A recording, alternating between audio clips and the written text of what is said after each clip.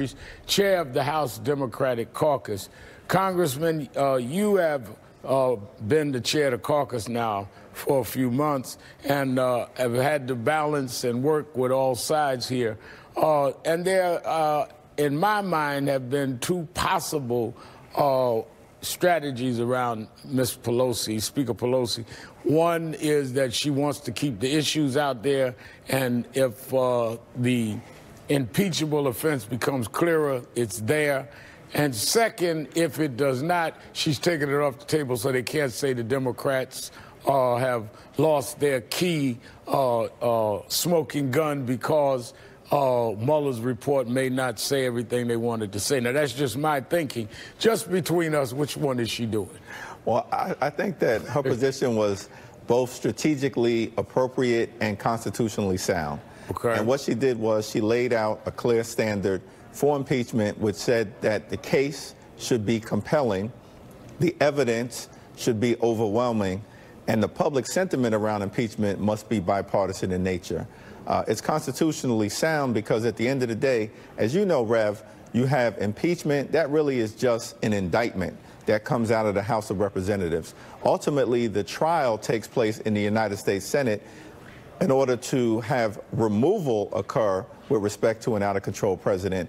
And the standard in the Constitution is 67 votes. That means that Democrats and Republicans have to come together, which is why I think the Speaker has said evidence should be overwhelming, case compelling, and, of course, it has to be bipartisan in nature. And you said something important. By Constitution, it has to be 67 votes. And right now, the majority of the Senate. So the votes are not there to convict him if that became the move that the House pressed on. Even if the House had the votes, they don't have the votes in the Senate. Well, that's correct. Now, you would hope that if the Mueller report does make clear that there was a triangular relationship between the Trump campaign, WikiLeaks, and Russian spies to sell out our democracy and artificially place Donald Trump at 1600 Pennsylvania Avenue, that the Republicans would act like a separate and co-equal branch of government and not like wholly owned subsidiaries of the Trump administration. But that may be too much to ask for. And we know that for removal to occur in the Senate, at least 20 Republican senators would have to vote. So I think what the Speaker is making clear is that we as House Democrats at the moment, before the Mueller report, before the Southern District of New York concludes this investigation, we're going to keep the focus on lowering health care costs, increasing pay for everyday Americans with a real infrastructure plan, and cleaning up corruption and the mess in Washington, D.C., so we can bring our democracy to life. That's what we promised the American people we would do. With the rise of hate groups by any number of studies, and the rise of hate incidents in this country, and the president not ever, so far anyway, addressing white supremacy, white hate groups, even in light of 50 people being massacred in New Zealand, and seeing people mowed down while they're in places of worship, Pittsburgh, Jewish people, Charleston, people in Bible study. I mean, it's like no boundaries to this.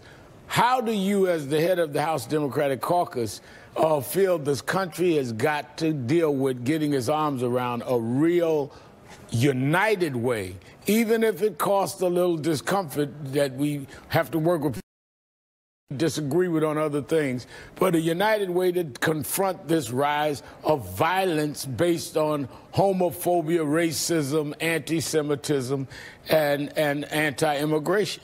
Yeah, we have to confront the rise in hatred, the rise in white supremacy, the rise in anti-Semitism, the rise in Islamophobia, the rise in xenophobia with the fierce urgency of now, and do it not as Democrats or Republicans or independents, do it as Americans. There's really two different visions for how we can move forward. We want to bring the country together. Folks like Donald Trump seem to want to tear us apart. We want to move the country forward in a positive direction. It seems at times that Donald Trump wants to turn back the clock. We want to fight for all Americans, not just a handful of the privileged few. And hopefully those around Donald Trump, some of his more casual supporters, would realize that to have someone in the White House who continues to divide us is reckless and irresponsible and not a good pathway forward for the nation. Now, I just spoke with our experts about his veto of the House and the Senate, in this case, in terms of their voting against him having the right to come with an executive order emergency action at the border. And he vetoes that, which in many ways is saying, I don't care what the legislators say, I'm going to have my way. When you look at his budget that he's also proposed as he sent over, he's talking about cutting into services like Medicare, like SNAP and all, and putting money in there for the wall. You and your colleagues have the last say on his budget. But doesn't the budget reflect this president's kind of insensitivity to some very needed social services and a social safety net for many Americans across party and racial lines? Well, that's absolutely correct. You know, our economy is built on two foundations. One, a well-regulated free market economy with rules and a cop on the beat to police bad corporate behavior, accompanied by a strong social safety net anchored in Social Security and Medicare. What this president has done with his budget proposal is to suggest that we should cut approximately $2 trillion from Social Security, Medicare, and Medicaid and balance the budget on the backs of working families, middle-class folks, senior citizens, the poor, the sick, and the afflicted.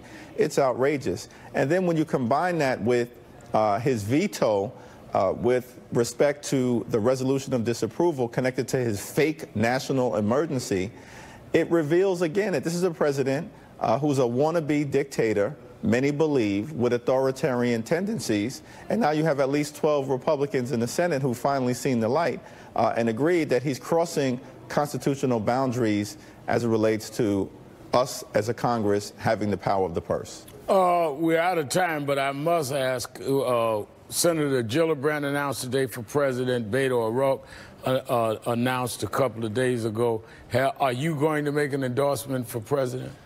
Well, I'm going to allow this process to play itself out and see what happens over the next few months in terms of additional candidates who may get in, and then let the candidates make their case to the voters. Would Joe Biden be one of those that you think may get in? I think Joe Biden may get in sooner rather than later. He'll be a strong candidate, but there are colleagues of mine from the House of Representatives, from the Congressional Black Caucus who are in the race.